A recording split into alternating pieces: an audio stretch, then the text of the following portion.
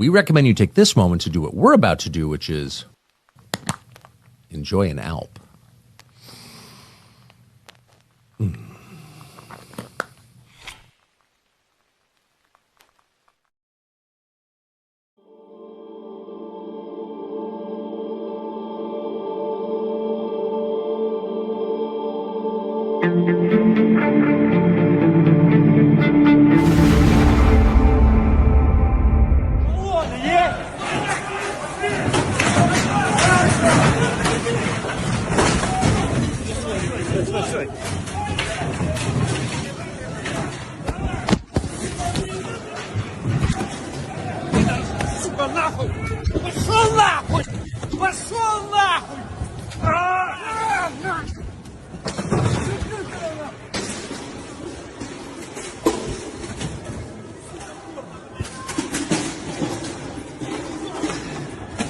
хотя бы, что?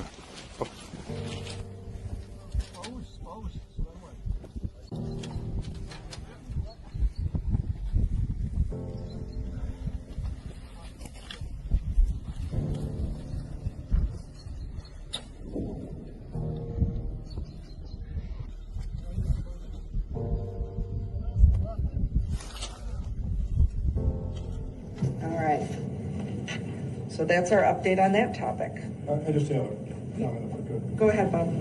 I think it's fine that we're doing this investigation of the city of Madison for the misplacement of some 194 ballots and then not properly following through when they were found. But I do want to commend the Madison clerk for her 20 plus years of service. And, I haven't been involved too much in Madison, but I haven't heard too many problems about the customer service. And I understand she was on vacation during this time. And I know from my past experience, it's not a good idea to go on vacation after the election. But I do want to commend her for that. But I think that even more serious problem is in the city of Milwaukee, where Channel 12 has been doing an expo with several long segments on the City of Milwaukee Election Commission, pointing out of ballots on April 1st to the point that 59 out of 189 polling locations and ballot issues with 9 polling locations running out of ballots altogether. Bob, and you actually need to waiting stop, for hours or to I be will able ask to you to vote. leave this meeting. Not already left to go. Bob, this coupled with a black person and Washington State homes need to be locked out, and I would hope that the complaints be brought up expeditiously. I am not going to let you keep going, Bob. Problems coming up. I'm going to talk over you until you stop. You must stop. You are out of order, and I will eject you from this meeting if you disobey again. You're going to try and muzzle me? Do you understand the words I am saying? They are simple. You are out of order. The city of Milwaukee is not on this agenda. You don't get to hijack the agenda. You are not. It's a combined aspect. You are not the chair. When you are chair, you get to put things on the agenda. I said what I needed to say. It's not on the agenda. Thank you. Our next item on the agenda is the... It probably should be on the agenda. You didn't ask. The next item on the agenda is the 4-year maintenance mailer. Excuse me. And I believe Anna Baru is going to present.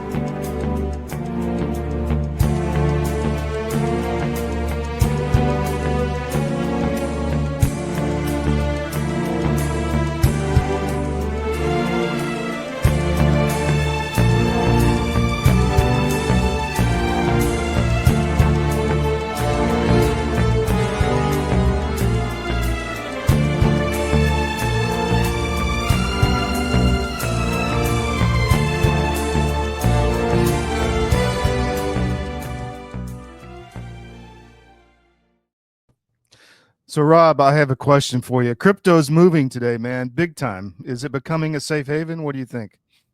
It's becoming an inevitable future. I think if people understand, Todd, that at the end of the day, interoperability and the mechanics that's going to require the world to operate in a new level playing field with transparency and accountability.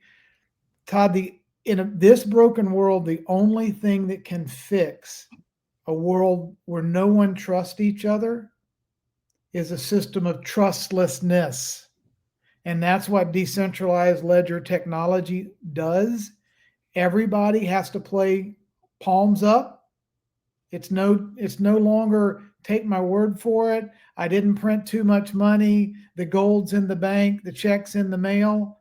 Nobody trusts anybody anymore. So the only way to restore peace, harmony, and the ability to have a global economy is to implement not a fraud fiat system that operates in opaqueness and behind the doors with a bunch of elite private for-profit owners, but a system that's open and transparent and interoperable and reconcilable to all parties. And human trust isn't the variable that anyone has to believe in. Well said. We're going to dig into all that. Happy Easter, my friends. Hope you had a great weekend. I'm L Todd Wood, your host. Rob Cunningham is going to join us for the first hour. He's a friend of the show and been here often. Second segment, we're going to have Dan Eastman. Wow, what's going on in Wisconsin is just, you saw that video on the cold open. And then second hour, we're going to have two guys in Florida that are breaking just the bank down there, Jeff Buongiorno and Chris Gleason. Big problems in Pinellas and big problem in Trump's hometown, Palm Beach. And it looks like they're caught. So that's going to be a really interesting interview. Today is April 21st, and this is your mission brief. Tyrants fall, the Pope and Klaus Schwab on the same day. Is that a coincidence? We'll see. We're going to just dig into the Wisconsin election disaster and Palm Beach fraud revealed in election lawsuit. This is a big one, and nobody's talking about it. I wonder why. Hegseth under attack from the Blob. And is Zelenskiy protecting Christianity? You saw that first cold open video. That's the Zelenskiy thugs shutting down a Christian church in Ukraine. We've talked a lot about that. And I think in second hour, I've been debating this, but I'm going to play at the end of the show, Bob Amsterdam, who's the attorney for the Ukrainian Orthodox Church. Did a wonderful interview with him a few weeks ago. Some of you may have seen it, but many of you may have not. I think it's really important. This is a subject we're going to be all over. And you also saw the pot fest in New York City, man. We got problems in our culture, don't we, Rob? Whoo, brother. You talk about one of the hardest things in the world to do is going to reset the program, reprogram the programmed. Yeah, man. It's going to take some time. Well, I mean, geez, I don't even know what to say about that video. It just made me laugh and cry at the same time. I mean, pretty wild. Well, let's get into, we're going to be tied up on elections for the next couple segments. So what is changing with the crypto ledger technology that's coming? What do you want to get out to the public and make sure people understand right now? Can you share my screen for me, Todd? I think I want to talk about this. And I think this will hopefully help people look, context is everything. Mm-hmm. What is going on globally? What's happening to banking? What's happening to the three-headed monster, if you will, that has ruled this world, right? It's been the City of London and its banking empire, the Vatican City and Rome and its influence over the world, and the District of Columbia, right? The big banking and the big, military industrial complex center with the world reserve currency running out of America, right? So the Pope, there's not a coincidence here, Todd. It's impossible to think that Klaus Schwab is gone, mm-hmm. that the Pope has died, that the Fed chairman's about to be fired by Trump, the commander-in-chief. The UK Prime Minister Starmer is all but dead and gone with his little sex scandal that just broke.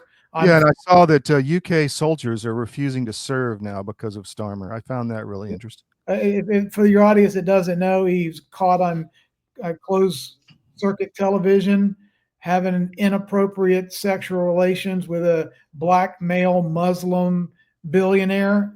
Hard to believe. They showed it to his wife, who immediately ran to the closest divorce attorney she could find to start the divorce proceedings. So England's falling apart. The Pope has been, deseated. He's deceased. Klaus Schwab, the World Economic Forum, is gone. The World Health Organization is on bankruptcy watch, right? It's dissolving. Washington, D.C. is imploding. Trump just pulled the curtain back, and he said it very plainly at 3:00 in the morning, right after the Pope was announced dead. We hold the gold. We set the rules. The era of paper is over. We're going to a commodity-backed, real-world, asset-based world, and not a trust me, bro. We print the paper with numbers on it, so it's got to be good. That kind of system is dead. Yeah. We're not watching politics, Todd, as this post said so brilliantly. You're watching the reset of the world's financial system go kinetic. Okay, that's what people need to understand is it's happening. You're seeing history right now. Whether we want to accept it or not, whether we believe this is just a bunch of random coincidences all synchronizing together like this, or the Pope is dead, the gold is accounted for, and President Trump, 47, just checked the final box. We have the gold, we have the Federal Reserve, we have the largest economy. We set the rules. Right, he who has the gold. China's not liking that. We're going to talk about that a little later in the show. But you've got some people this is upsetting, which is to be expected, right? Well, if you think about it, it's brilliant that China is being isolated, because I think we have the Treasury Secretary has come out and said, we have 150, 140 countries have come to the table and said we're really going to negotiate. Let's do these tariffs. Let's create some equilibrium. Let's level the playing field. Let's, have reciprocity. There's one nation that's going to financial war and being combative and doing tit for tat with leveling the currency trading tariffs. Yes. China stands alone against America and 140 countries that wants to work with America. And they're flexing their muscles. I mean, this you've seen the vanity. Yeah. And their economy is very weak as well. So yes, they do have some cards, but I think ours are stronger. We're going to take a break and we'll be back. We've got Dan Eastman, Rob, from the Wisconsin. Dan's been on the show many times, and we're going to dig into what's happening there. And you and I'll talk more finance down the road. We'll be right back. Yes, sir.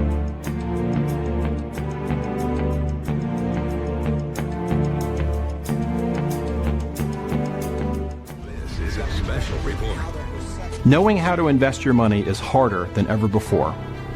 Dealing with stock market volatility, record debt, and terrorist attacks requires new thinking. At U.S. Asset Management, we can help you see the world more clearly so that you can move beyond the chaos and invest with confidence. Call us, visit us online, or drop by our office. U.S. Asset Management, helping you make better decisions with your money. Pandemic, we can never be caught unprepared again. And so many Americans, when COVID hit, they had nothing in the house. Stores were shut down and doctors' offices were shut down. And even if doctors prescribed drugs, hydroxychloroquine, ivermectin, pharmacists wouldn't fill the prescriptions. That was a nightmare. Now the situation is much worse. We have these horrible supply chain problems.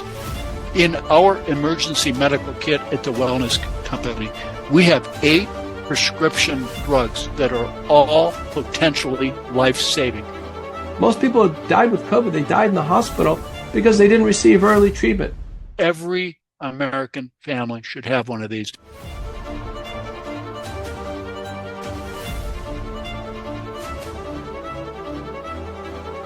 I can tell you the Wellness Company kit is the answer. So we are in the factory in Kentucky. This is Alp World HQ, and we are at the end of the packing line. So I'm going to show you how it works. We have the card, throw it in there. There's a packing slip, and then you have the Alp. and 4, but that seems honestly like a lot. 3 now, but it's good. You just pack a punch that, for a normal nicotine brand, it'd be like 8. We think 3 is fine. Next one. Again, 4. Let's throw 3 in just to keep it fair. Okay. There you go. So you can see you can get fast at this, and really it's just a matter of repetition. This is kind of the assembly line that Henry Ford devised so long ago. Tucker is stealing all the applicants.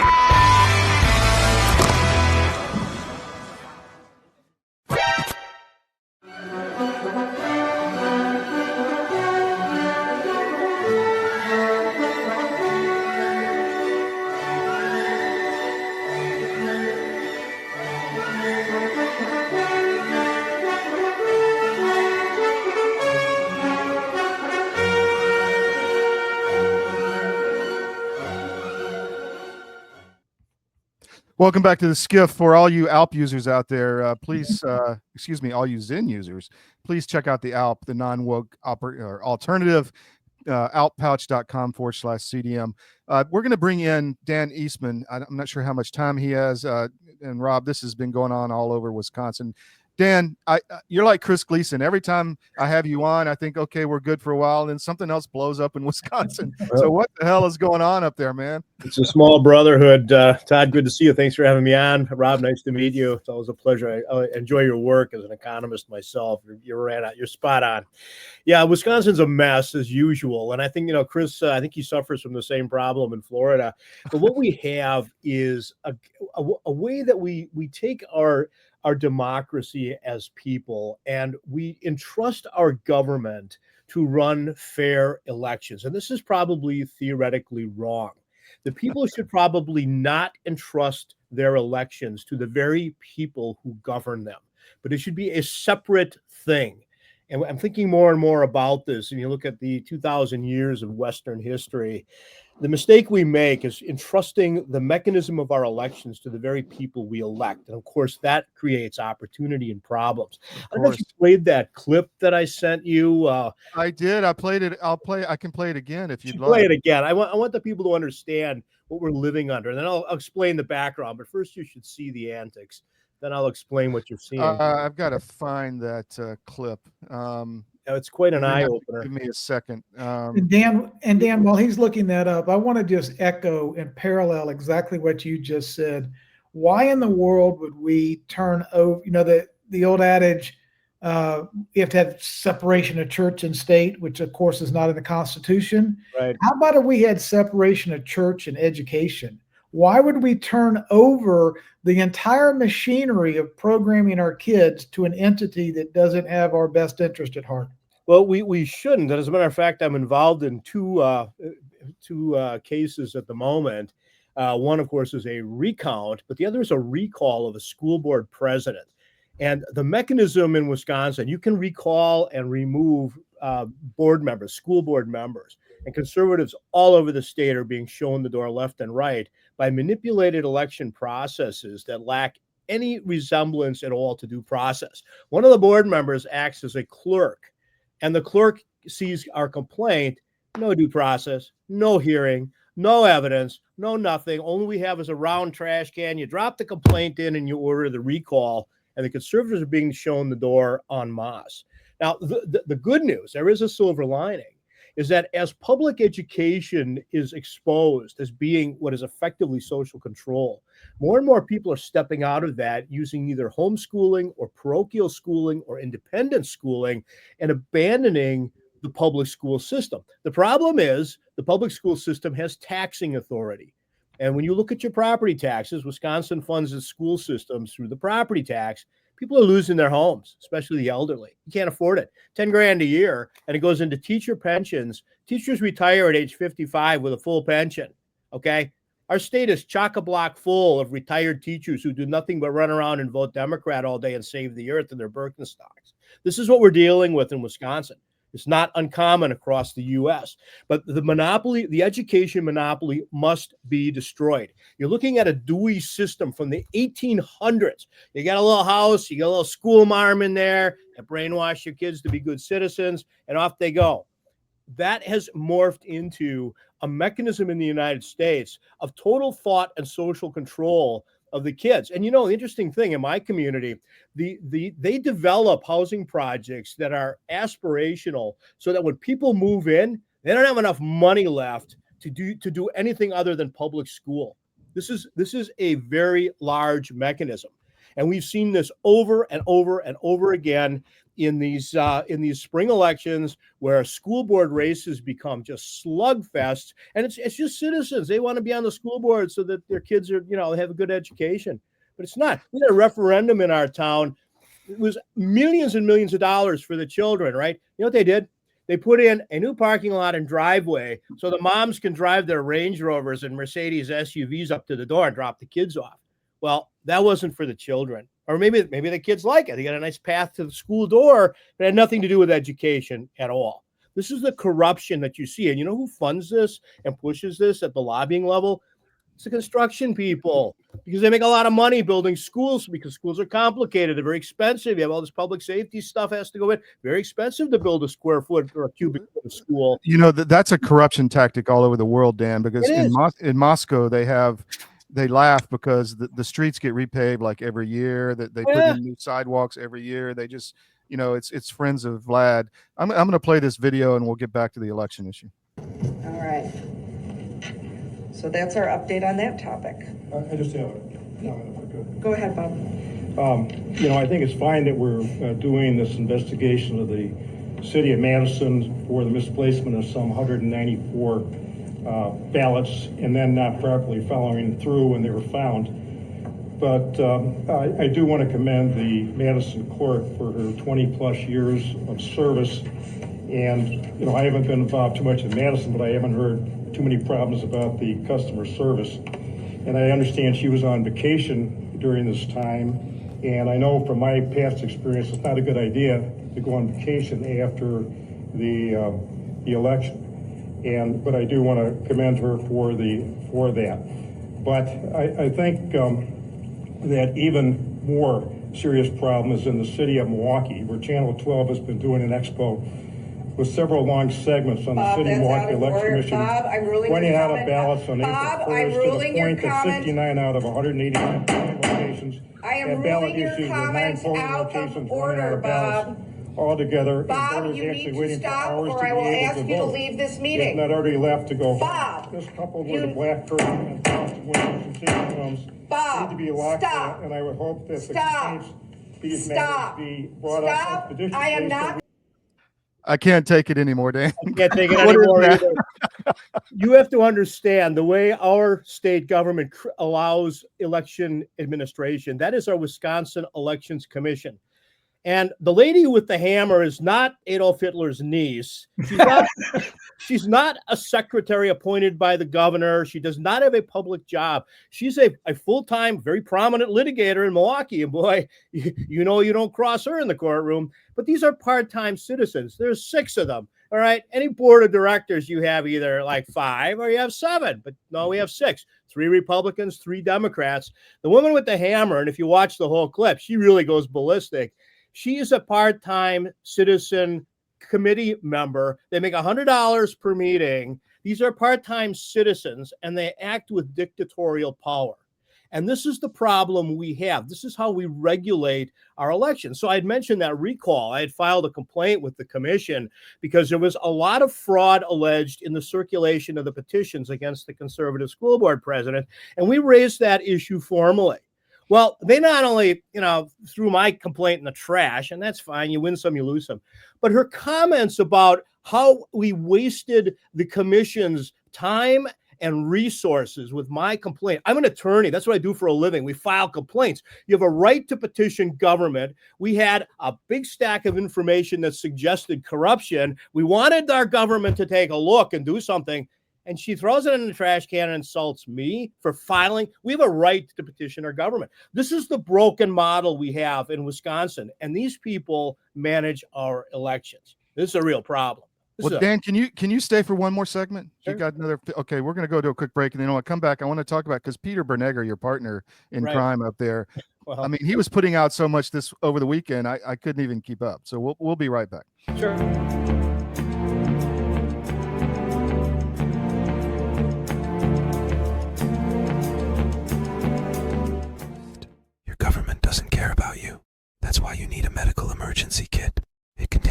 life-saving medications like ivermectin, Z-Pak, and antibiotics. Stock them before they block them.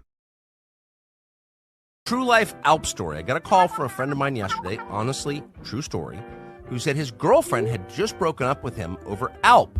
He wouldn't stop. And I thought to myself, that's kind of sad. And he said, no, it's not sad. Imagine if I'd married her. Now I know I was saved. Then the next day, this same friend is driving at twice the speed limit through a major American city, pulled over by a cop in a speed trap. Cop takes his license registration, goes back to the patrol car, runs him, comes back, looks in the window, and sees a tin of Alp on the dashboard. Pauses, stunned, says to my friend, "You use Alp?" "Yeah, I do," says my friend. "So do I," says the cop. "We all do." He looks at my friend thoughtfully and goes, "Drive safely, sir," and hands back his license and registration. No ticket. So in 2 days, he's saved from a tragic marriage to a girl who doesn't like Alp and a speeding ticket. All true. It's more than a nicotine marriage.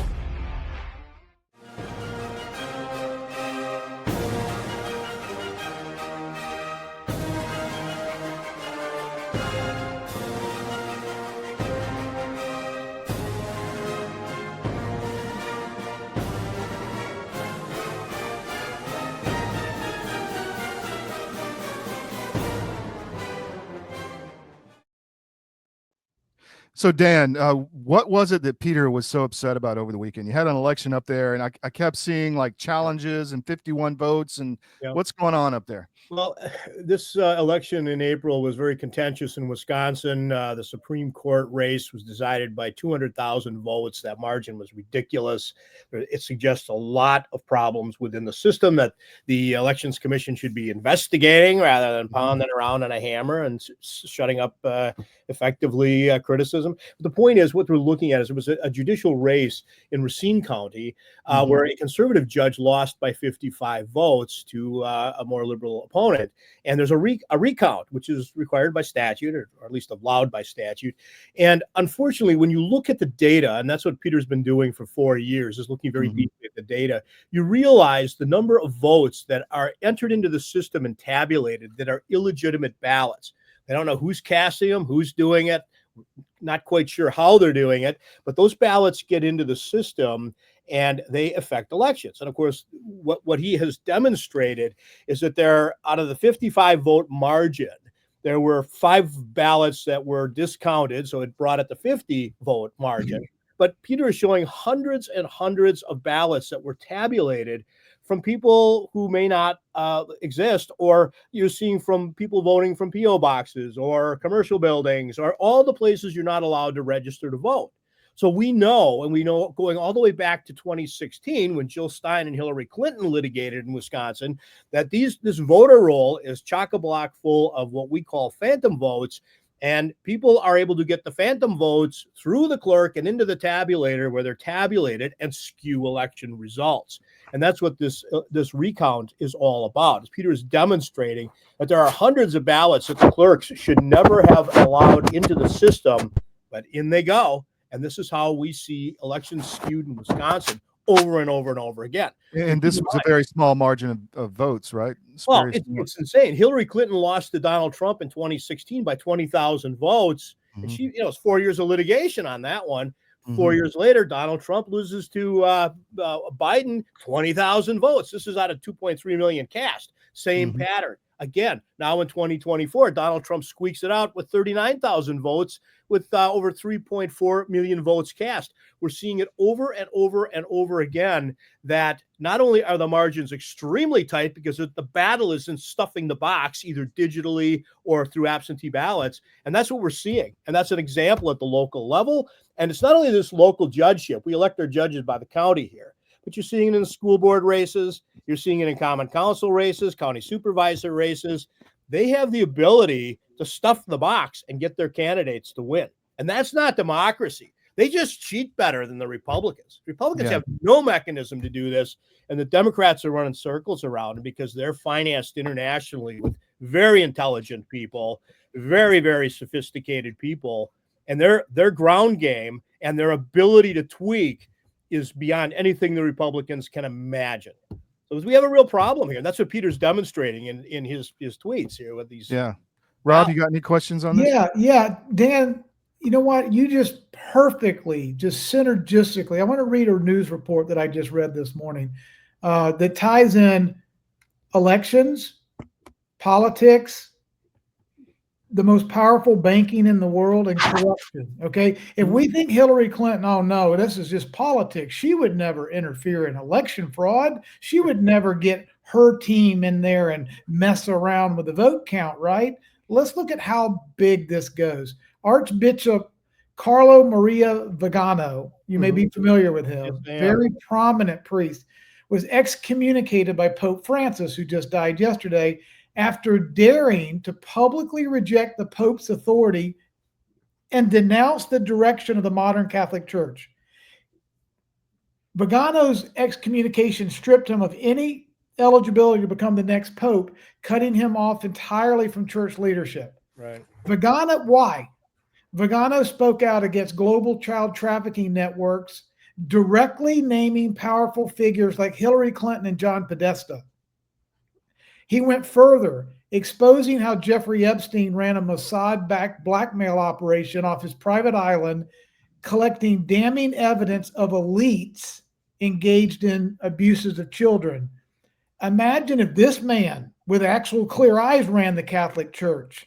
My point being is you got the Vatican Bank, Pope, the international banking, the Hillary Clintons and the John Podestas.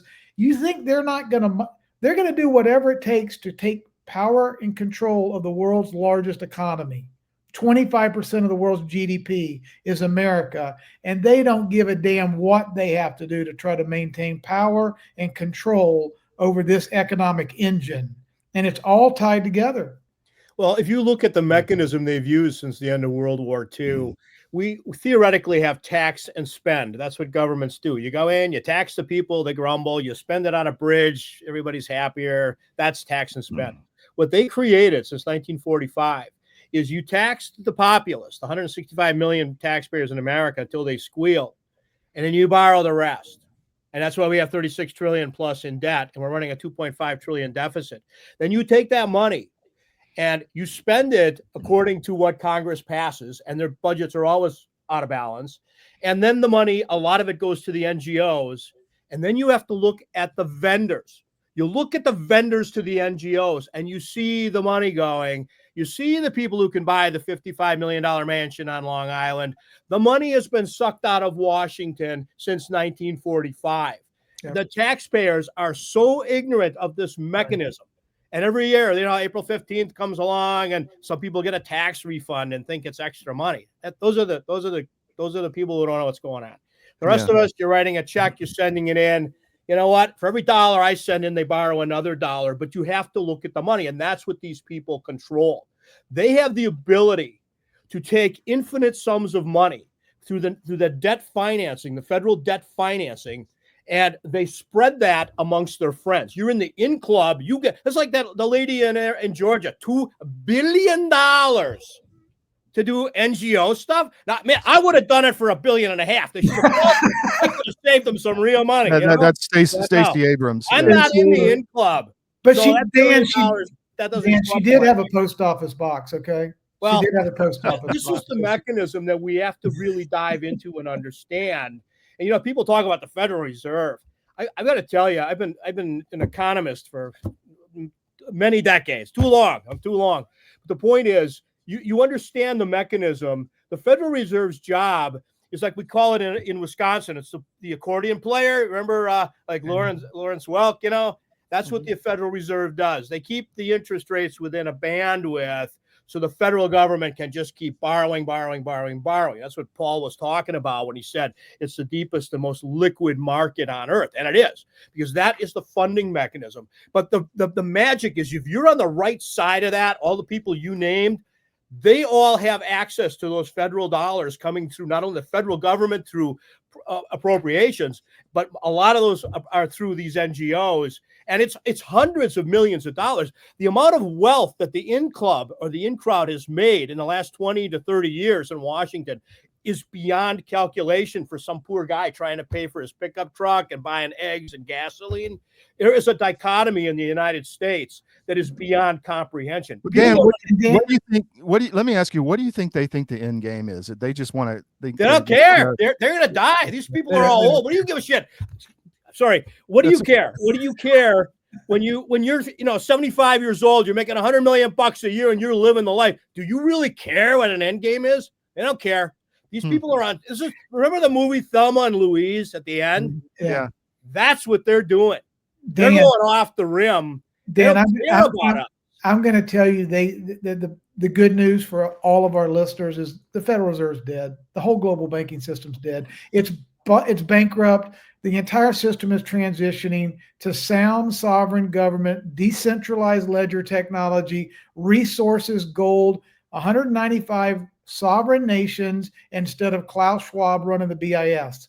It's gone from top down to bottom up. The press release hasn't been announced. I'm just telling you, I interviewed probably the single greatest economic historian in the last 100 years, G. Edward Griffin. Okay. This is a cartel. They have a private printing press. They work in opaque hiddenness. It's a for-profit Rothschild printing machine. They make rules up that sound good. They make no sense whatsoever.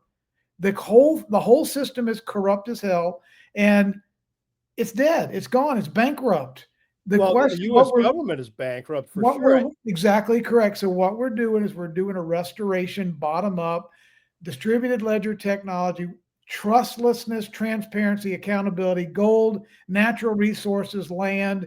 We're basically redistributing the wealth.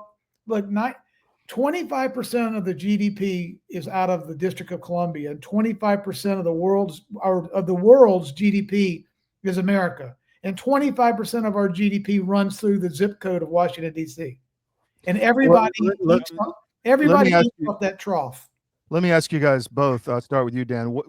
What kind of pain do we have to go through to get to a new system? Do you have any idea? Look, I've been studying economic history for 30 plus years and taught it as well. And I'll tell you, when you look at history from the Weimar Republic through Zimbabwe, through even Venezuela, Argentina, when you get into a situation where the currency destabilizes, you run into a real problem if you don't have hard assets. Real estate that isn't taxed away by your school district, collectibles, gold, silver, all the stuff. Because what happens when the currency breaks, inflation explodes and the average person is massacred. You saw this when the Soviet Union collapsed and all the Soviet pensioners were living on pension. Well, when Putin put in the new ruble, it was like a complete devaluation. But the pensioners are old. They're all going to die off. They're screaming, they're starving to death. They didn't care because he knew 20 years from now they'd be gone. This is what happens to the little guy when these type of economic bursts happen. And we in the U.S., I have people that I talk to at the Federal Reserve, and they are extremely concerned because in 1913, when that thing was created and it went live in 1914, there was an ability to control the economy through monetary policy because fiscal policy at the federal government was stable. It was standardized. But when you get to 36 trillion in debt and you're running 2.5 trillion in deficit, those tools invented in 1913, they don't work anymore. And that's that Federal Open Market Committee. We hear about them every 8 weeks. They go into conclave and they have a meeting and then they come out and they announce the interest rates. That's all kabuki. What you're seeing them talk about is the interbank lending rate. But what you have to do is watch the open market activities, which is them buying and selling bonds all day long to keep the interest rates from going berserk, so that the debt. Well, they've kept them artificial. They've kept them artificially low for some time. Can you share my screen so the three of us can talk about this real quick? I can. Yeah. Here we go. So, Dan, what I want to just show, and I think for our audience, it'll help a lot. But let's look at what's happened. Okay, the Pope is out, Klaus Schwab is out, the Biden, whoever was running the auto pen, is out.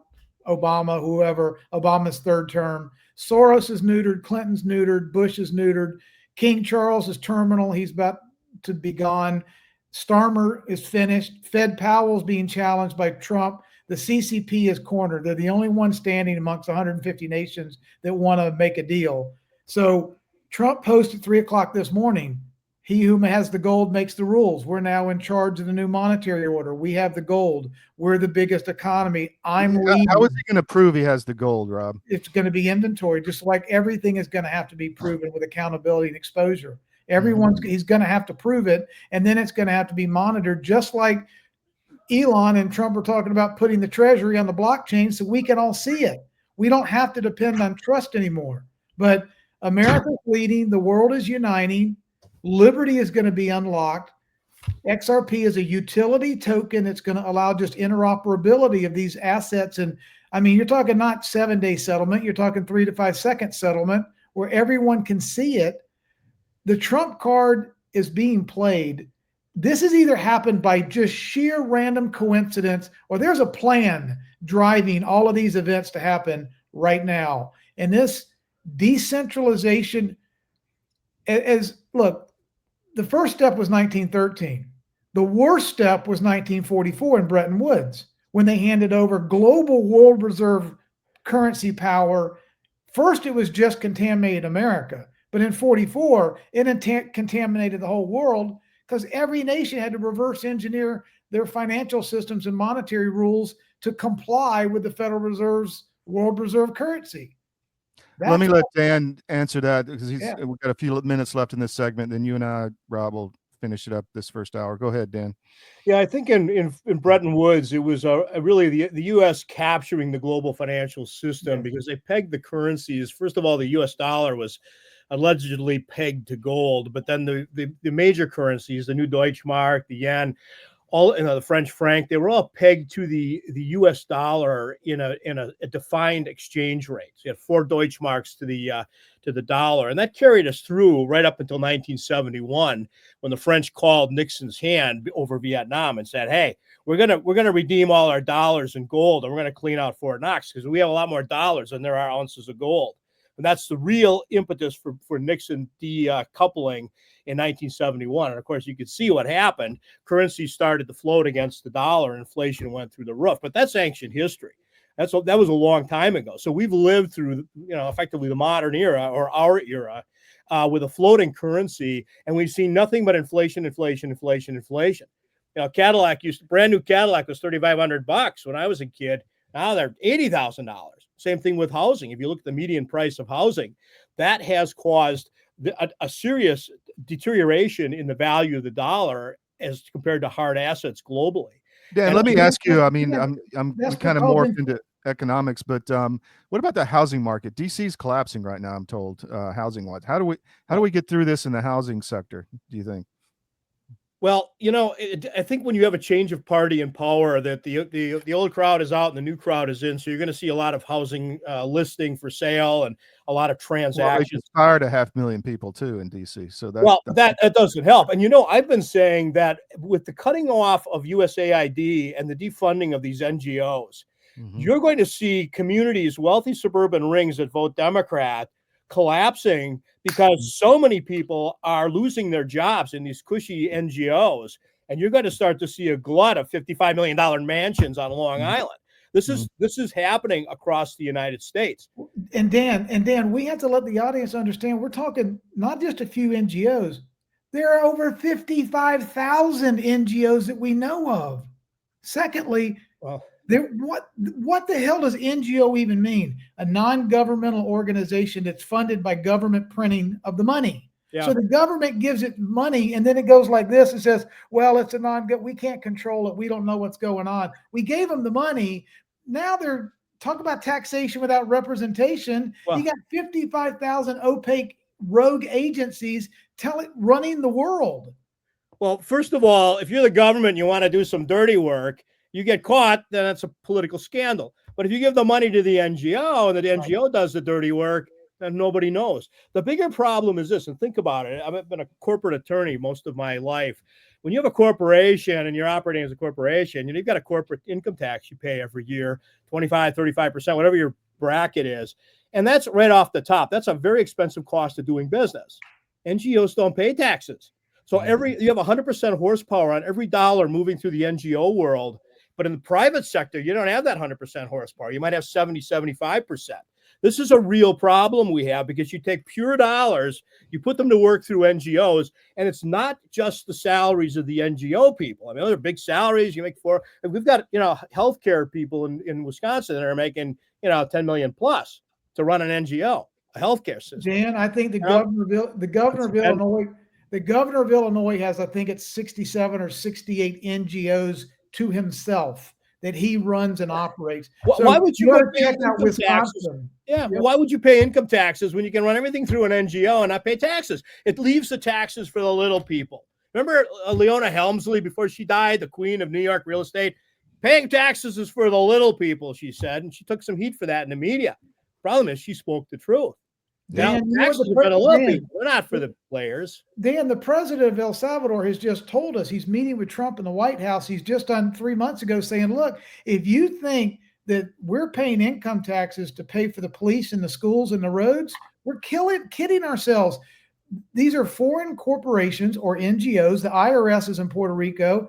The Federal Reserve is headquartered in Puerto Rico. We pay taxes to give ourselves the illusion that we have a representative government and we're paying for. We're not. If they needed $2 trillion, they could click a button like they did with COVID and produce $2 trillion. They don't need our taxes. We pay taxes so we have the illusion that we have a republic and we're contributing to our government. Well, that's exactly right. If you look, if we, the taxpayers, had to fund this whole mess, it would be like the reason the Soviet Union collapsed after 70 years. There isn't enough tax horsepower in the American populace to pay for all this stuff. They borrow it.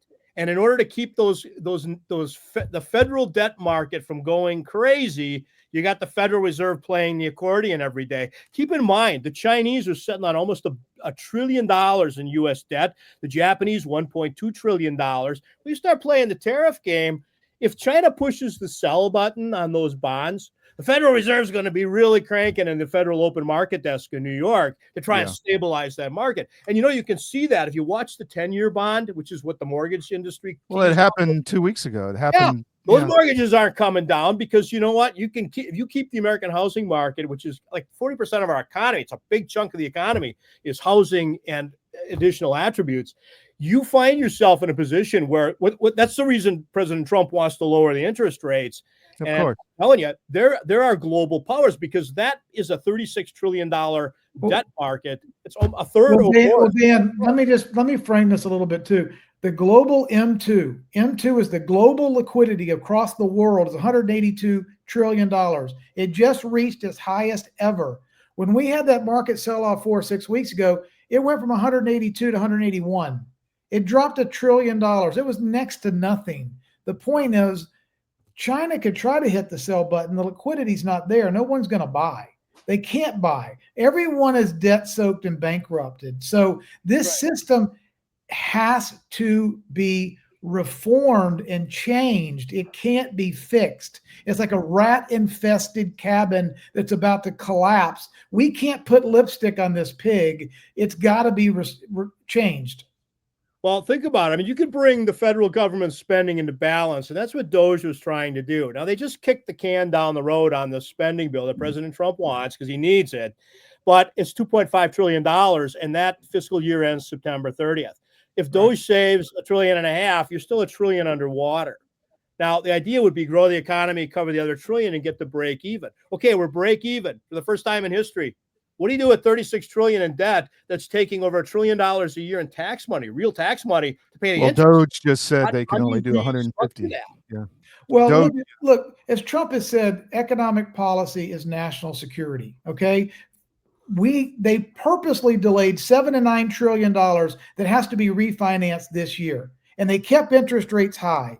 Refinancing $7 trillion that was at 0% at 5%. We can't do it. We bankrupt. Powell, when the economy was blowing and going and the stock market was at an all-time high, a month before the election, cut interest rates to help Biden.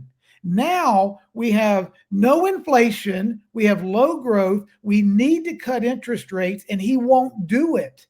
So he is a saboteur of our national security because he's hurting our economic security. Well, let's go back to your metaphor of an illusion, okay? When we look at Powell, he's like the Vatican. He comes out on the balcony, the day after the Federal Open Market Committee meeting, and he says, all right, we're going to leave the rates. He's talking about the interbank lending rate. What the Federal Reserve does on a daily basis in the New York Fed through its primary dealers is they buy and sell bonds. That's quantitative easing, quantitative tightening. And what has happened since 2007, 2008, the last crisis, is they have a balance sheet of between $6 and $8 trillion. They've been trying to reduce it and they can't. That's because the tools don't work. So when President Trump is talking to Powell about, reduce the interest rates, Powell's not sitting there like some Simpsons cartoon where you pull the lever and the interest rates go down. The only way to do that is market intervention within the deepest and most liquid market on earth, the federal debt market. Those are drastic steps. The point is that mechanism doesn't work. And people know the more in debt, if you're up to your eyeballs in debt and you go to the bank and you want to borrow money for a car, you're paying the high interest rate because the bank knows you're getting close to the rim, right? The higher the risk, the more interest you pay. We're in that spot right now. And the only reason we can survive that is because the Federal Reserve has the ability to do its open market activities, which is buy bonds, put more money in and take bonds to the balance sheet, which has never been audited. And those new dollars are spinning inflation. That's why when you look at the Fed's dual mandate, low unemployment and low inflation, and they define low inflation as 2%, that is long gone. We are at 3+%. Everybody knows it. The University of Michigan survey, the Democrats think it's 6%. The Republicans think it's 3%. The point is, we are beyond fixing this thing. And while we like to have a boogeyman in this, there's Paul. He's the guy who's ruining the economy. This is a very complex problem. I mean, when you think about how did we end up with Alaska? You understand, state of Alaska, great place. We bought Alaska, Stuart's Folly, from the Tsar of Russia because he had spent himself broke fighting everybody in Europe. He was going broke, and we bought that for $7 million because we bailed the Tsar out. Don't think that those types of solutions are fringe. And that's why when you look at this Greenland thing and Canada and all this stuff, how do you pay off $36 trillion? You can't. It's a lot of money. Well, None of us would be alive. There could be a strategic default. There could be a strategic default. I mean, maybe. Well, there's possible. there's a reorganization. Through the Federal Reserve open market. There's got to be for everyone, all 200 nations benefit. There has to be a restructuring, a reevaluation, and a rebalancing. There has to be 92% of the world's resources taken out of the hands of 1% of the people. That once there is a proper accounting of assets, this inflationary debt bubble machine, inflation is theft. And here's the problem, Dan. We can't pay off debt with debt. All the when they produce money, they're creating Federal Reserve notes, which is an IOU. So I get paid in debt dollars. How do you pay off debt with debt? You can't. Debt is the illusion. The Federal Reserve note is not an asset. It's a liability. We have to change what money is back to being an asset instead of it being a private script IOU to the Federal Reserve that issued it. We can't pay off debt with debt. Well, we just can't. Yeah, and think of the political ramifications. The world is an old place. Remember Jesus, render unto Caesar that which is Caesar. That was a denarius. We don't use denariuses anymore, okay? We look throughout history, the world will continue. And if you run yourself into a fiat mess like the Weimar Republic did in Germany and other fiat governments, other strong governments will emerge. And if you look what China's been doing and buying massive amounts of gold. When this thing comes unhinged, there's going to be people with a pile of gold, and there's going to be everybody else. There'll be a new Bretton Woods. There's going to be a new concordance and hammered out, and we're going to go forward. And it's like the parable of the virgins. They have 5 virgins with oil, and the other 5 didn't have oil. They're wandering around looking for oil, while the people who are prepared are moving on to the future. And that's what I'm seeing. If you look at where we are, and that's why I think President Trump is so on with respect to China. If you don't reel that thing in, we're going to be a Chinese colony because they got the gold. We've got gold too. And Dan, look, I think we should all celebrate the truth. We're going to have a new Bretton Woods. We're going to have a new. We have to have a new Bretton Woods. We have to have one. And in that, Everyone's going to get treated on a level playing field fairly, and there's going to be interoperability between nations. Let's call it 200 central banks. The Bank of Brazil, the Bank of Japan, the Bank of America, the Bank of Italy. Everyone's going to be able to make their country kind of a mercantile system. Okay, we're going to make mercantilism great again. How do you do that? You make every country be able to contract and consent with whoever they want to, but you don't have a top-down system with an all-seeing eye of Zoran and a Klaus Schwab telling everybody what we have to do. Brazil can do whatever the hell Brazil wants to do. Japan can, we can, and Italy can. We've got to take this top-down matrix out of the equation. Well, we do. And if you think of the BRICS countries, BRIC, it's 5 countries. It's now 42 countries. And effectively, what they're saying is Brazil, Russia, India, China, and South Africa. And then it grew. And what you're seeing is an alternative because people are smart. If you have a relative who's got, $2 million in credit card debt and they're living in a house that's underwater, the car's underwater, you don't lend them any money, okay? Because they're going to go broke.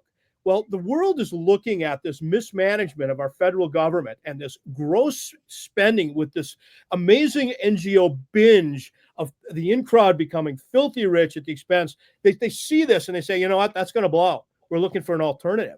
And the alternative isn't perfect. And that's what President Trump is battling right now.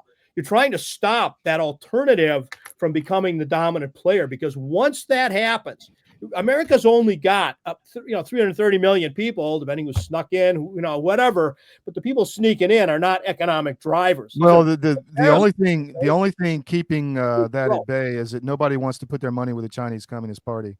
But you may not have an alternative. I've been to China and I've seen that over there. Look, Kevin O'Leary, Mr. Wonderful, talks about this all the time. There is zero intellectual property. You can't hire an attorney over there. You don't have jurisdiction in the court. You can't sue somebody for stealing.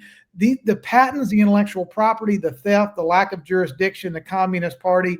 There's no way in the world that this world is going to adopt a system where we don't have access to their courts or standing or can't sue them for raping and pillaging everybody. That's a non-starter. I don't care how much gold they have. There's no way we're going to make the Chinese yuan the center of the next global, monetary system.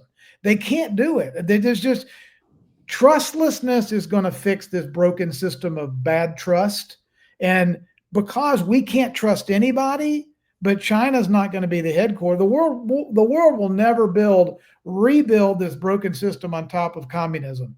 Guys, I got to end it there because we got new guests coming on, but I think we're going to get the 3 of us together again because I love this conversation. And Dan, thanks for the election talk. I want to stay on that because Wisconsin's got real problems. But you got anything you want to say before I go to the next break? Yeah, but thank you so much. I always appreciate spending time with you on air. Appreciate it. Excellent. And Rob, really nice meeting you. You too, Dan. Thank you. Enjoyed it. We'll be back with the SCIF, and thank you, Rob. See you next time. Bye. Yes, sir.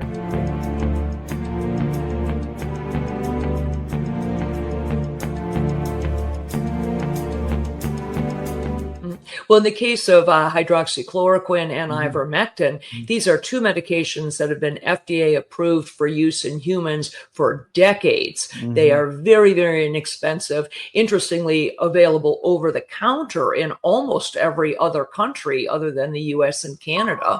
You can just walk into a pharmacy and buy them like we buy Tylenol in much of the world because they're that safe. And we've known for decades that ivermectin has very strong antiviral properties. It has anti-inflammatory properties, and both ivermectin and hydroxychloroquine are what we call zinc ionophores. They help to move zinc from the bloodstream into the cell, which is where it needs to be in order to fight off a virus. So lots of application for these, and we have every reason to believe that those drugs also will likely have some efficacy against H5N1 or a number of other respiratory viruses that we may meet down the road. If you haven't noticed, gold has reached a new high, all-time highs actually, and keeps going up every day. Why is that? It's because precious metals are a long-time historical store of value. And if you own a portfolio and you have assets in the fiat currencies, i.e. stocks, bonds, cash, or whatever, you're vulnerable to hyperinflation, which is coming as our debt explodes another $1 trillion every 90 days. It's really scary. So how do you protect yourself? Go to Advisor Metals. If you look on any of our cdm.press sites, about halfway down, there's an ad for Advisor Metals. Click on it, fill out the form for your contact info, and Ira Bishotsky will contact you and talk to you. It's an easy conversation. There's no sales pitch. He's completely verified by us. He has a regulatory background we've checked into. We've checked with his bankers. We've checked with his IRA custodians for metals, and we can highly recommend Advisor Metals and IRA. So go to Advisor Metals. If you call them directly, tell them we sent you at CDM, and he'll definitely take care of you. But protect your portfolio because you really need to. It's coming. Thank you.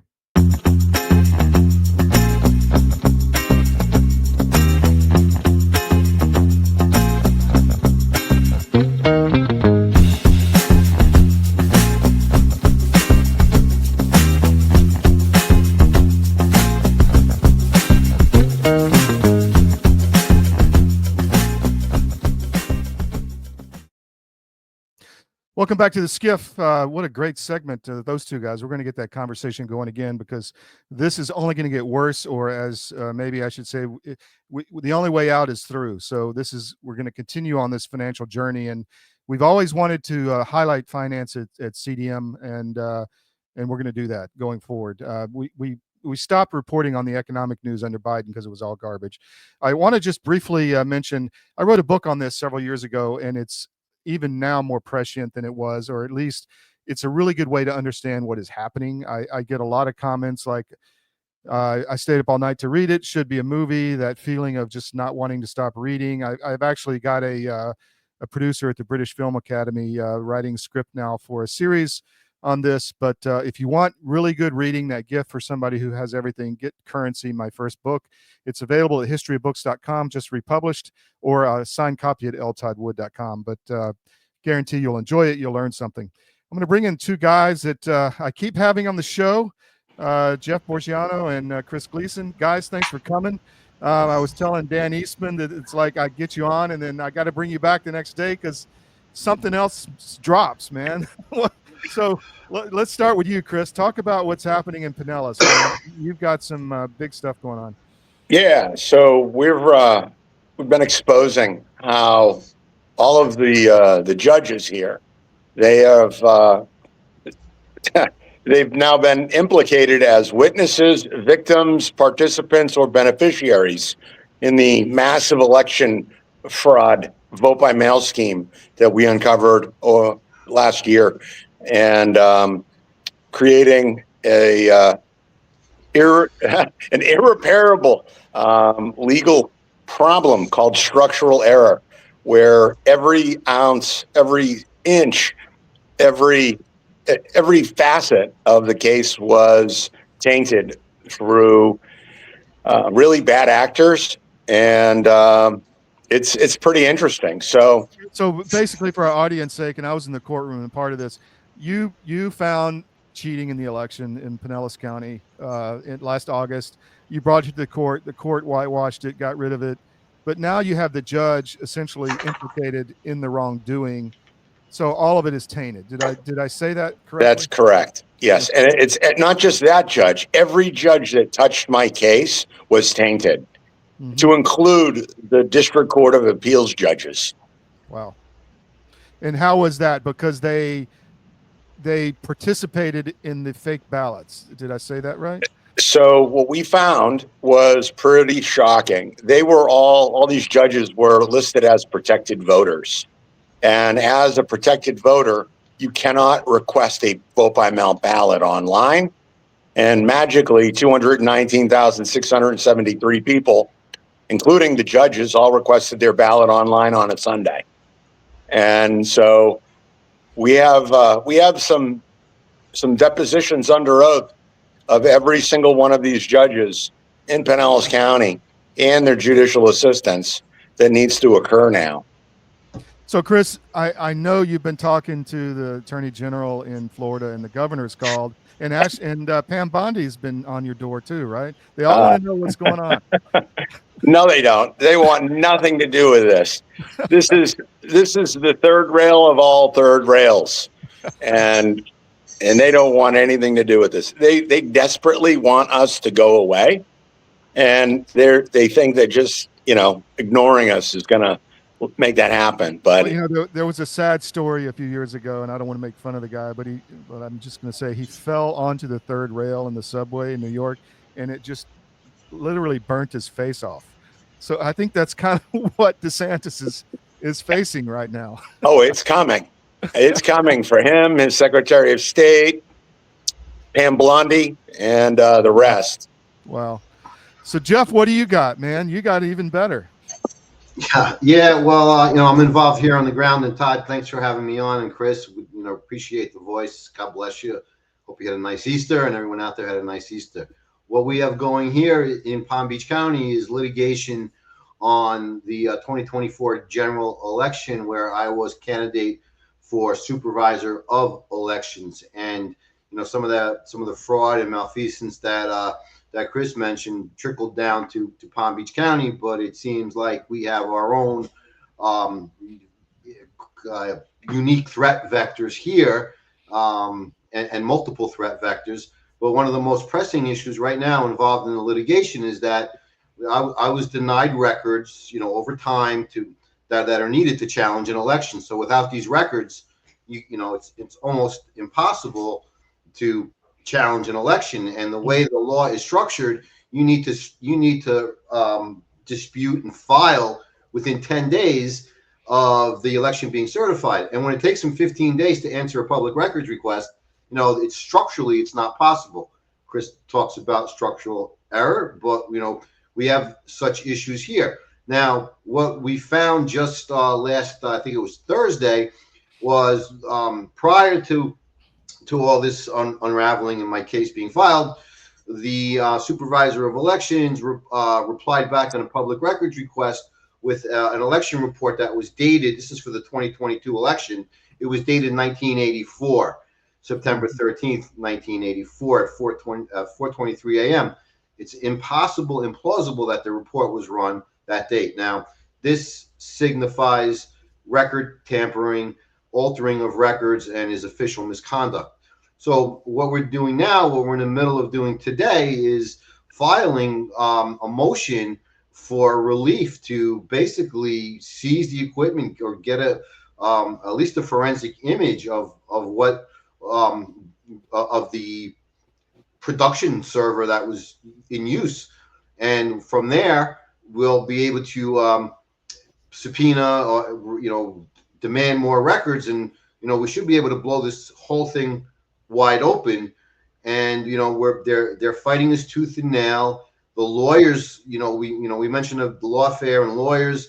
The lawyer representing defendant Wendy Link, and there's three others that are part of the canvassing board.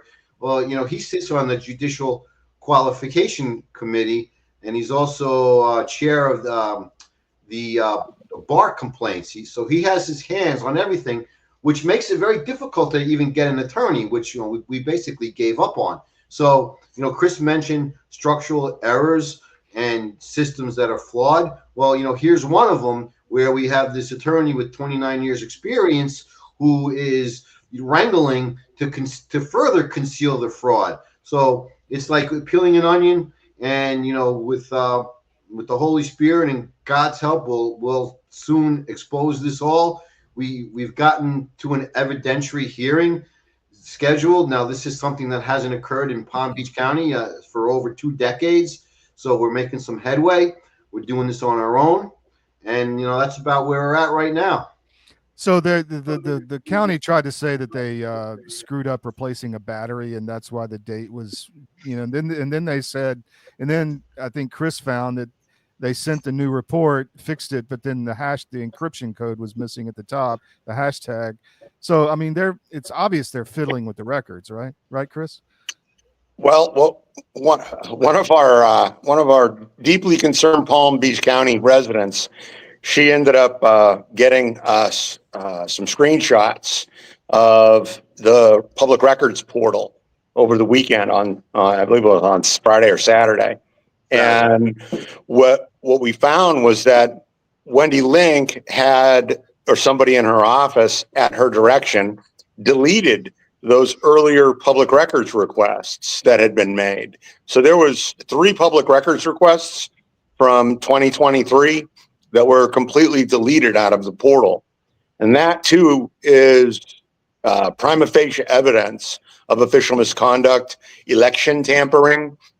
I mean, they've essentially, in the public records request, they have admitted to opening up the machine and changing a battery. So were those machines then recertified after they opened it up? What other things did they change in those machines? What other things are they deleting? What other records are they altering? I mean, this creates this is truly a crisis of epic proportions for the Palm Beach County Supervisor of Elections and Florida elections in general. I mean, we're the gold standard of election fraud. I mean, Arizona tried brought Cord Bird over there to teach them how to cheat. And, I mean, this is what we're facing. And right now, well, you're right there in the middle of both of you. Well, Jeff is, but Chris, you're involved in it in Trump country. I mean, this is Trump's backyard. Mar-a-Lago's right there. So where is Team Trump on this? Are they contacting you? Are they asking questions? Back channel? Anything going on? Well, he appointed Pam Blondie, so that should answer your question. Okay. And I sent you a report it's quite clear that over 13 days of in-person voting with ID, 68% of the total votes in the county in my race were cast. And I won by about 1.5 points, by 8,000 votes. And when the vote by mail ballots were counted, there was a total of 239,000. It's some ridiculous number where I lost by like 65%. So there's a 67% swing in the vote by mail ballots. So there you have this is vote dilution. And this is a scheme to dilute the vote of legitimate voters. And, this is a serious conspiracy. And we're proving it. The election attorney, the litigating attorney, he claims to be, professional services, and I'm an outside guy, and I'm not subject to public records request. But when you look back at the canvassing board meetings, and one in particular, when the canvassing board they convene and the public is invited, and one of my campaign associates was removed physically, dragged out with an armbar by 2 deputies, and that deputy was reprimanded, written up by Internal Affairs for excessive force. So now you have, we talk about the judges being witnesses. Now you have their litigation attorney who claims he's an outside professional services provider. He's in the mix of it. And we want to get this out there. We want him off the case. We want to get deeper into their bench, and we want to expose them. And, I don't think that there's, hundreds of people involved in this. I think it's more like tens. And if we can peel the onion, if we can get their top, lawyers pulled from the case, we're gonna be up against the bench, and we have a much better chance of forcing errors. Now, every time we do a public records request, we're forcing errors, and every time they answer a motion, we're forcing even more errors. So things are going our way. Hopefully, Trump or his team will help us out. But we really don't want any outside interference that's going to take us off our game plan, because with the help of Chris and some other people, we're making progress, and we're not backing down. Well, guys, we got to run to the next segment. Chris, anything else you want to get out? So one thing that I think is critically important that everybody needs to know is that the Florida election corruption cartel is essentially using taxpayer money to pay for these attorneys to block we the people from seeing our election records. And that's illegal. And we've actually pointed that out to the attorneys in my case, and Bongi pointed it out to the attorney representing Wendy Link in the case there, and they are not liking that. So, for your viewers out there, just think about this. They're cheating in the election, and then they're using our tax dollars to litigate against us. Which is illegal, because specifically in Florida law, it says you can't do that. That's right. Yeah. So they don't follow Florida law. That's irrelevant to them. Yeah. When they don't like the law, they just rewrite it like they're trying to do now, so they can make this legal. They want to legalize it. Yeah. The Election Fraud Legalization Act, another one of those. Jeff, how do people help you, and where do they find you? Yeah, so my website is right on the screen, audit-usa.net.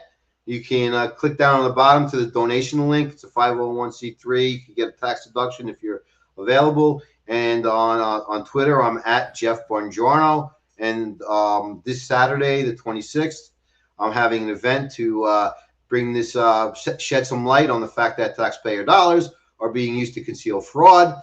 So you can check me out on Twitter. I'm going to have more information up about this event that's going to transpire on Saturday, the 26th, in Manalapan, Florida, Palm Beach County, and we're going to put a nice presentation on and eat some pizza. Well, if you get a feed to us, we'll live stream that. Chris, where do people follow you? I'm on Twitter at Immutable Christ, and I have Substack, Immutable Truth Elections, on Substack. So that's where you can find me best. And if you want to help support our activities, come check out realtruth.ai. Excellent. And you're both of you write for the Miami Independent. So MiamiIndependent.com. Thank you, guys. Well, we may have you back tomorrow. I don't know if more stuff drops. Take care. See you. Thanks.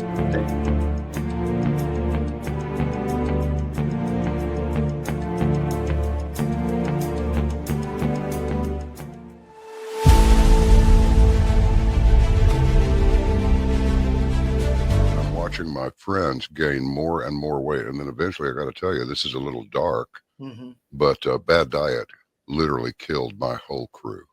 Wow. Diabetes, a stroke. I mean, all kinds of stuff. It's like, you had a stroke? You're not even 50 years old. You guys got to quit eating this stuff. Your body knows what's what. You're not conscious of this. But that's why people will go to the refrigerator and they'll grab this and that and the other and put together this outrageously elaborate combination of foods. Your body's trying to reach balance. Unbeknownst to us, our bodies are always trying to reach homeostasis. You can't eat all of this stuff and expect to live a long time. And one thing led to another, and I went, forget this. We're going to make our own product. So we partnered with one of the world's top 3 biochemists where nutrition specific study is concerned. I said, all I want is the best nutritional and immune support product in the world. So we mix it in yogurt. It's a powder. I got a bag of it here. I keep one on the console all the time, just so I can show people. Yeah. And it's a powder. Now, this is not candy. This is hardcore nutrition. And sugar is an enemy. And most people do not know that the reason these bellies are showing up on people all over the place, your body makes fat to store the toxins it can't get rid of. So it just puts them over here.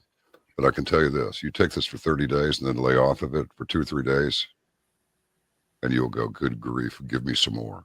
Skin, nails, hair growing back. Cut yourself and it heals in half the time.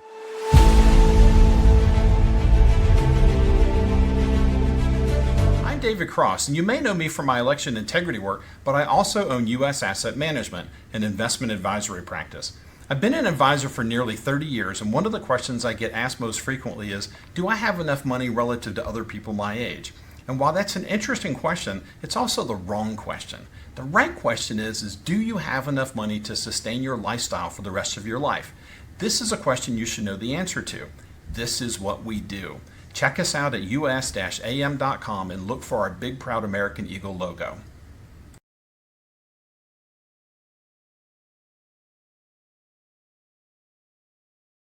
We have foot, slog, slogging over Africa. Foot, slogging over Africa. Boot, moving up and down again. There's no discharge in the war. 7, 6, 11. Welcome back to the SCIF. Wow, a lot of great interviews and great guests, and we're going to keep going here. We're going to walk through some subjects. One thing I want you to realize is that the Pope is dead. And did you notice he died on Easter? I find that really interesting. And Klaus Schwab is gone, as Rob Cunningham mentioned. He resigned on the same day. So is it coincidence? We don't know. But things are definitely changing, and some of the big, powerful, evil ones are falling away. Hopefully they don't get replaced with someone just like them. And also we have that China wants to help the U.S. economy.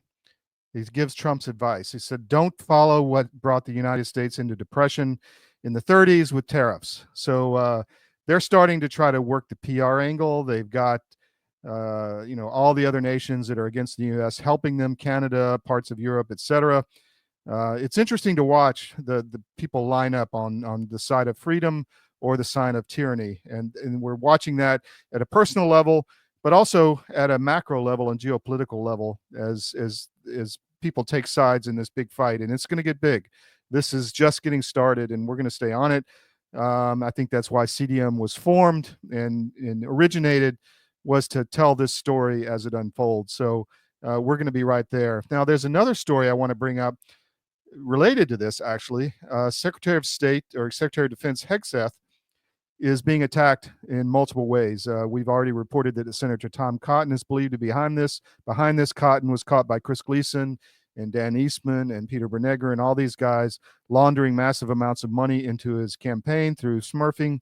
That evidence is on CDM. But if you go to armedforces.press, you can see this article, second one we put up, about the campaign against Hegseth.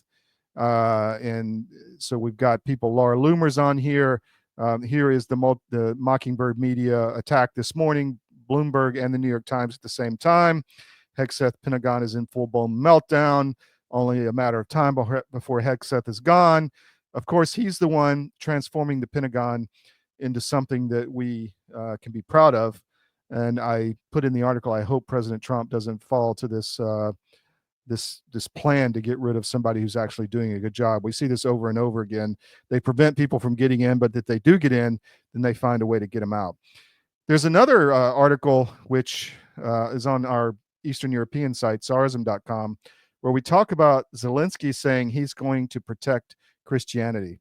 And the image there is a new stamp that allegedly Ukraine is coming out with. We don't know if that's real or not. We're trying to verify that, confirm that, but the head of the Postal Service was put there by Soros, so we don't know. But Zelenskiy says he's going to rebuild and protect Christians because of the Russians in Donbass have destroyed buildings. He doesn't mention the fact that Zelenskiy has destroyed an entire denomination in Ukraine, stole the churches, burned some of them. You have congregations meeting in the woods. This is 70% of the population of Ukraine belongs to this church, which he has destroyed. So on Easter, we thought it was very timely to talk about this, which is the attack globally on Christianity. We had a big article I wrote on CDM yesterday, why they hate the Easter worshipers. I would suggest you read that, because if you look through everything that's going on against Western civilization, it's all of a piece. All of it is about destroying God's creation for someone else's agenda. That is humanity, and specifically Western civilization, which brought Christianity into the world. I'm going to play an article or an interview by Bob Amsterdam, who is the Ukrainian, the attorney for the Ukrainian Orthodox Church in Ukraine, and he's British, or he's Jewish, but he lives in London. So here we go. I'm going to play this now. I think I've played it before, but I really think this is important because we're staying on this subject of Ukraine, what's going on, what the real agenda is, and people need to be aware of what our government is supporting. So here we go. Your government doesn't care about you. Ads here real quick. Market volatility online. Bob Amsterdam is the attorney for the Ukrainian Orthodox Church, and there's been a lot of developments over the weekend there, and I want to bring him in. He doesn't have a lot of time, and we'll get to the mission brief here after we talk to Mr. Amsterdam. Bob, thanks for coming on from London. Thank you very much. Thank you so much for having me. So I really wanted to have you on because there was a report out over the weekend, and I'll just bring this up, that the Ukrainian Union of Orthodox Journalists essentially are condemning as blasphemy the Ukrainian government going into the Lavra, the 1,000-year-old monastery under the facility, and disturbing the graves of the saints, literally 1,000 years old. I wanted to get your opinion on that because you've been vocal about what's going on there. Look, to be honest with you, I'm a boy from the Bronx. If I told you how I really feel, I think I'd be offending a lot of people. We give the Ukrainians unlimited money to go fight Russia, and yet they spend the money on absolutely crazy stuff. I would sooner they buy Zelenskiy another yacht, rather than spend the money disgracefully disturbing the remnants of saints, a blasphemy that's occurring with US dollars based on the activities of our former Secretary of State and this mad woman that seems to have run the State Department. I will tell you, there is one man above all, even above Zelenskiy, that's to blame, and that is the Patriarch Bartholomew of Constantinople, who agreed with American authorities to, in breach of all religious law, remove Ukraine from the Russian church, put it in his control so that the absolute ultra-nationalists who control the church in Ukraine could engage in blasphemy and desecration of sites like this. They have taken over 1,500 churches, beaten parishioners, burned churches, set up their own iconography with Maidan replacing saints in the icons. It is incredible what we as Americans have funded. We have let these people engage in horrific practices, and yet we allow Mr. Zelenskiy to appear as this idol of Western civilization, a man who's running the most corrupt dictatorship, I mean, outside of North Korea, probably, and we worship him. He came and continues to renege on every deal he gets involved with, and quite frankly, you know, I'm going to be on Turkish television in an hour, and I'm going to be telling the Turkish government that on their land stands a patriarch who is liable for this blasphemy going on in Ukraine. And we are morons who worship this guy Zelenskiy. We've got Christian pastors from the United States going to Ukraine, complaining, and I agree with them, about what the Russians have done to churches. I totally agree. But they're doing it from Kiev, where in fact these Ukrainian lunatics are doing even worse to our church. So, you know, from my standpoint, I just can't believe. And then the New York Times last Friday writes, or even earlier than last Friday, writes an article where they talk about one of my clients, a member of the Rada, a hero of Ukraine, a man who left his family on the day of the invasion to set up a brigade to fight the Russians. Then, when he denounced this horrible law they passed to destroy our church, Mr. Yermak, who is the hatchet man of Zelenskiy, pulled this guy's security and basically sicked the animals of the SBU, their secret service, on him. He had to flee on foot to get away from these animals. The New York Times has the gall to say he's pro-Russian because he opposes Zelenskiy. So they're ready to have the man killed in his own country. They don't give a damn about the truth. They all, the entire Western press, I swear to God, the Wall Street Journal among them, they just won't say the truth about what's going on in Ukraine. So, you know, I've been down in those catacombs under the monastery. It's quite shocking, and you're very reverent, even if you're not a Christian, to go down there and see these saints that are 1,000 years old. Their bodies are right there, and it's astounding. What are they doing? Why do they need to examine these relics? Do you have any idea? Look, I was in those very catacombs in 1972. Mm-hmm. I don't even want to think where you were in 1972. High school. I was there, and you know, at the behest of probably the greatest living at that time Ukrainian historian, and I can honestly tell you, I have no idea on earth that there could be any legitimate reason other than insane ethno-nationalism, religious cleansing, so many other words I could say that I don't want to say on your show, but only the most disgusting of motives for this conduct occurs to me. And as an American taxpayer, I have to tell you, I am just horrified at it. And I know the president's horrified that Zelenskiy went back on his word. I'm more horrified that he's funding these bastards to go into the catacombs. Send them all to the front. We know that they're taking poor young people off the streets. We'll send these bastards to the front who are trying to spend their time examining saints and desecrating sacred locations. So what about the Trump administration? You bring that up. That's a good point. Are you? And I asked you. We interviewed you a few weeks ago, and I asked you what the response has been from the Trump administration, and you were basically saying it's early. This was in February, I believe, and we're going to give them a chance. What, have you heard anything? Is there any response? Are you getting anything out of them? Again, I have to say to you, I'm not going to say a word. I'm not going to join the chorus of people who are condemning the Trump administration. Yeah. I'm not going to do that. I'm not going to do that for a variety of reasons, one of which is that the vice president had the courage to stand up for the Orthodox when no one else would. I am very upset as a lawyer with these attacks on law firms. I don't agree with them. I'm going to work in support of those law firms.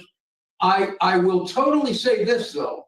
I endorse the president's view that under the Democrats, the Justice Department was politicized. In fact, this morning I had a call with a 74-year-old victim of that politicization who was facing 7 years in jail because he was trying to help a Christian community get established. And I'm actually offline. I'm going to ask you to possibly have him on your show at some point. Sure, of course. He is a complete example of the weaponized justice system under the last government. I had with me the co-author of a book I'm in the process of writing, and the author of a new book, Dangerous Company, a guy named Sam Patton, brilliant individual. He was charged and convicted on a completely bogus FARA charge, and the prosecutor said, if we weren't trying to get Trump, you'd have never been charged. The guy did absolutely nothing, and now his life has been somewhat ruined by this experience. So believe me, they were weaponized. I understand the president's anger. I truly do. But I think we have to be careful. We're in a society of laws. These law firms represent, admittedly, the best and worst of us, but we cannot take retribution on law firms, deny them national security entitlements they've earned, especially when they're engaging in pro bono work. Yes, we're in a politicized environment, but we always, in every case I do, as you know, I'm representing the Congolese, we work all over the world. Rule of law is our principle. I mean, they don't have it in Ukraine. They have a completely bankrupt system run by the secret police. And one thing I will say about our president is, I think he's telling us the truth about Ukraine, and I don't think our people are listening to him. I completely agree, and that's what bothers me. And then the efforts to destroy any peace negotiations are really disturbing to me from Europe and from inside the United States. But who do you think is behind this agenda? I'm of the opinion Zelenskiy is being told what to do. Do you agree with that? I mean, I think there's somebody like Macron and others who are directing these guys to work against their own people, essentially. Any thoughts on that? Look, to be honest with you, I have felt for a long time that Zelenskiy is not acting in the best interests of the Ukrainian people. And I mean, I think it was the case when the war started because there was, as it's become clear, a negotiated deal on the table that's far better than anything he would have seen today. I do think that Ms. Nuland believed that the bloodletting that's going on was good for the United States. Yeah. She's bragged about it. And I think that's a tragedy. I think Ukraine has lost a generation of its best and brightest, and Russia has lost a tremendous amount of its people. But I'm not a conspiracy theorist. Yeah. I will say this: I am shocked at the British government, as well as European governments, who say that Putin's ready to invade. Let's be really damn clear. Putin has not been able to take Ukraine. Exactly, not even Donbass. Yeah. He has not been able to take Kyiv. Yeah. And all of a sudden, he's an existential threat to Paris. I mean, I think somebody needs their head examined. I think you have a tremendous problem in Europe of a lack of leadership, a tremendous lack of leadership, and people who are rallying around, Mr. Zelensky like he's God's gift, and like we're into, again, I'm showing my age, but we're into the old domino theory. Yeah, yeah. And there is no relevance. Let's be clear. We made a terrible mistake in 2008 when we didn't push Putin further back when he invaded Georgia. We're making a terrible mistake now not being stronger supporters of freedom in Georgia. There's all sorts of goings on we should have done that we haven't done. But this idea that Putin is going to invade Western Europe is absurd.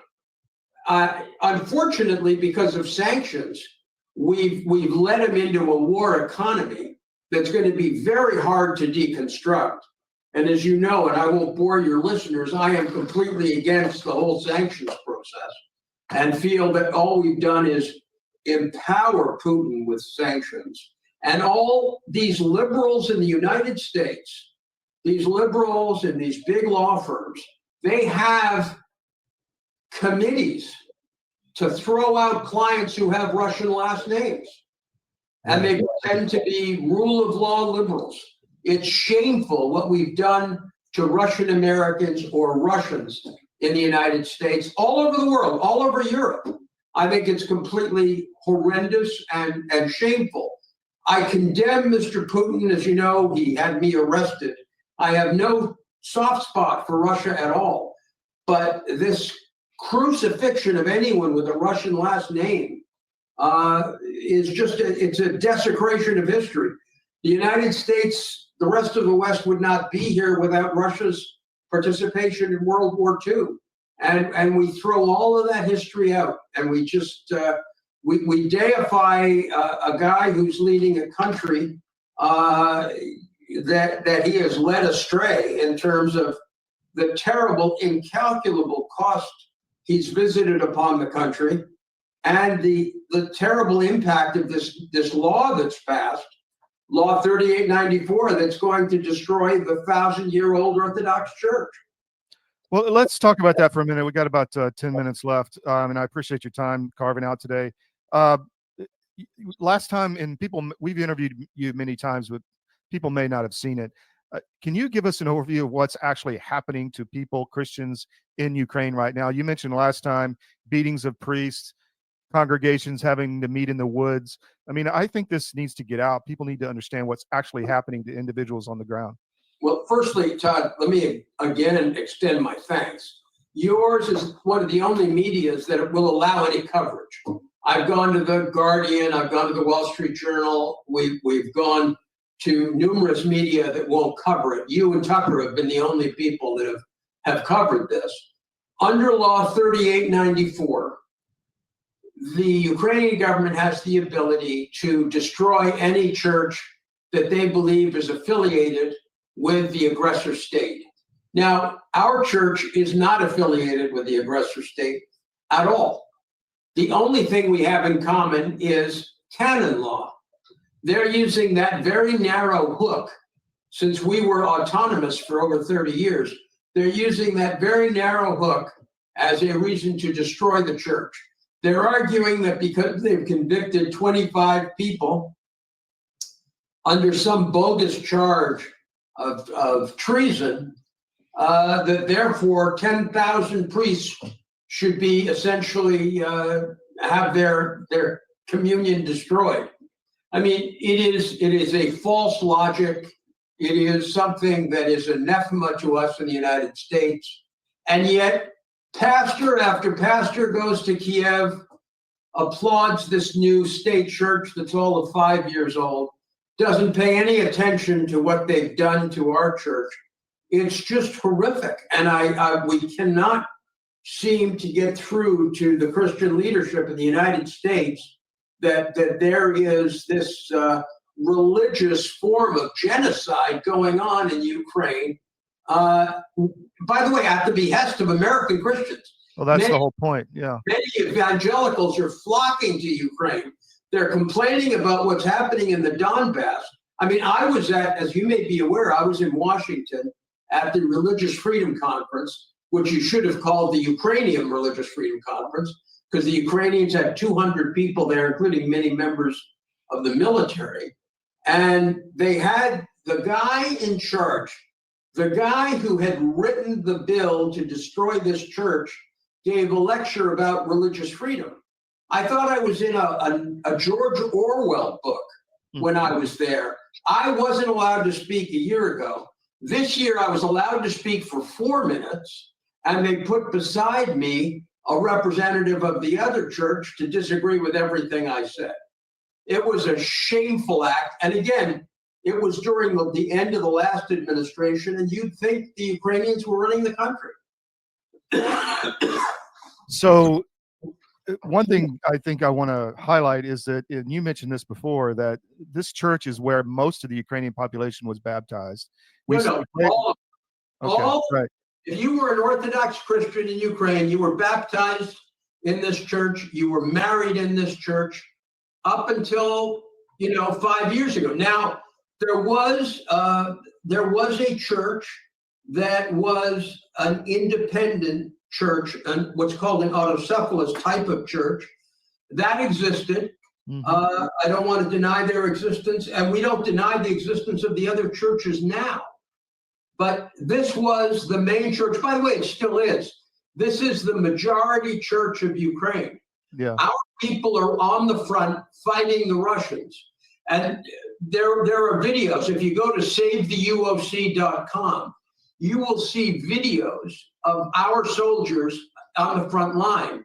By the way, the most moving video is of a man on the front line talking about his village church being taken over. That man has been killed by the Russians. It's incredible. Well, we played in the cold open, and just got a few more minutes, but we played in the cold open the population outside the Kiev, I think you said Perchersk Lavra, which is the monastery, singing because they were going to lose their church, and they did lose it, and now they're going under and disturbing the catacombs. Do you know, is the new church, I think it's called the OCU, are they taking over these buildings? Are they closing them? What are they doing? Do you know? Look, I don't know what their plan is here. I've been in their church on this site. I went to Kiev, as you know, a year ago, followed mercilessly by the secret police, who then beat up the priests I met. They often take over churches or turn them into museums because their followers aren't very religious. Right. And this is a crazy thing. They take our churches, steal them, and turn some of them into museums or discotheques. Wow. What else, Bob? Anything else that needs to get out on before we let you go? I know you got to run to another meeting.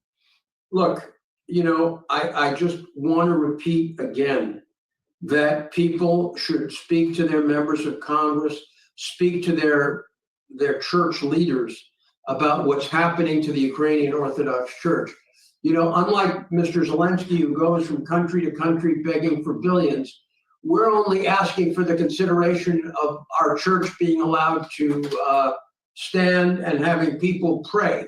That's all we're looking for. And why it has not become a political issue in the U.S. when we funded to the tune, I guess, in excess of $100 billion, and why our own Constitution and our own rights are being violated. And there's so many American members of the UOC living in Kiev and Ukraine. It's just all beyond me. So again, thank you so much, Todd, for listening to us. Well, Bob, we'll have you back down the road as things progress.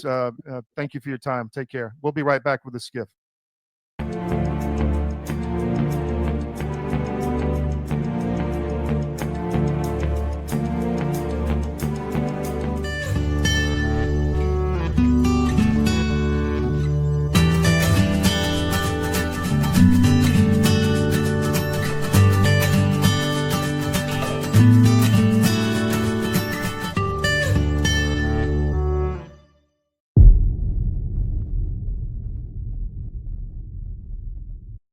The bird flu is circulating. We're getting more and more press, more fear mongering, more warnings about this. First, let's start with that. What say you on? Well, what I say is it specifically is not circulating. It's in animals. There's one human, maybe two transmissions, no human-to-human transmission. And stand by, everybody. If there is some sort of sudden human-to-human transmission, you should immediately be suspicious that gain of function was involved with that. Just the fact that they're taking an animal virus and going nuts on it in the press and talking about it all the time, that to me leads me to believe that they have concerns that somebody is doing something with that virus, because this would not happen naturally, in my opinion. Our world is changing rapidly. Many crucial systems we depend upon are collapsing. And the most important system that is failing is the food supply. Mr. President, this Council is more than aware of the multiple challenges and threats the world is facing today. But the threat of famine, people starving slowly to death, must be a red line. These food prices are going to keep going up and up, and they're going to keep feeding excuse after excuse, narrative after narrative. Yeah. Where you're going to have to get off that treadmill and start getting more autonomous with your own food growing. You want to make sure that you can eat, because frankly, food is the biggest issue as we are going through these transitions. But amidst the chaos, there is a path to resilience. Marjorie Wildcraft is the female leader of the survival and preparedness movement. Marjorie has taught millions of people how to grow an abundance of food in a grid-down situation, even if you have no experience, are older, or out of shape.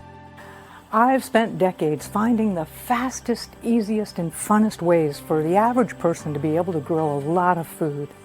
I've created a step-by-step process that's so simple that even kids to elders have been using it in order to grow a lot of their own food. And you can too, even if you have no experience, you're older, or you're out of shape.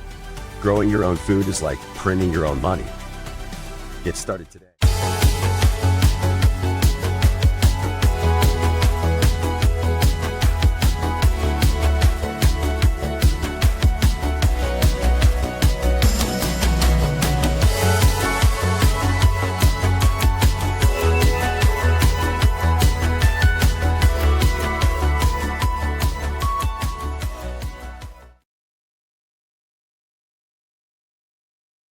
Welcome back to the SCIF. I want to bring up something that we do here at our Manhattan paper, which is the Manhattan Press, the Manhattan Press. We have a bestsellers list that competes against the New York Times bestsellers list. And if you go to the Manhattan Press and go to the top menu on the right, the Manhattan bestsellers, and you have all of the best-selling books. We have editors' picks. We have children's editors' picks, adult nonfiction, adult fiction, politics, history, young adult fiction and nonfiction, just the best-selling books. It doesn't matter. There's no bias, just the ones that have sold enough, or as more than anything else. There's liberal books on here. We don't have any bias. We just collect the data. It takes about 10 days to put it out, and it's all there. So if you want to see what Americans are reading, go there and check it out, the Manhattan Press, Manhattan bestsellers list at the top. And you can buy the books there. If you go to the checkout button under each book, you can buy the book at the CDM bookstore. And if you go to cdm.press, top menu, you see the CDM bookstore. You can buy any book there for your business, for your daughter, for just to read on vacation. Spring's coming up. Spring vacation at the beach. Find the best book. Buy it from us. Don't buy it from Amazon, the globalist. Support free media. And support us with our no ad subscriptions. You can get access to all 13 of our sites with no ads. People love that. They can hop around to each site, check out Ukraine, check out Florida, check out Montana, Asia, whatever, get the latest news and with no advertisements. So we really have had good success with that. And that's it for the day. So we'll be back with a really good show tomorrow. We're going to, we have several things themes we're going to stay on, but we're going to have some great guests tomorrow.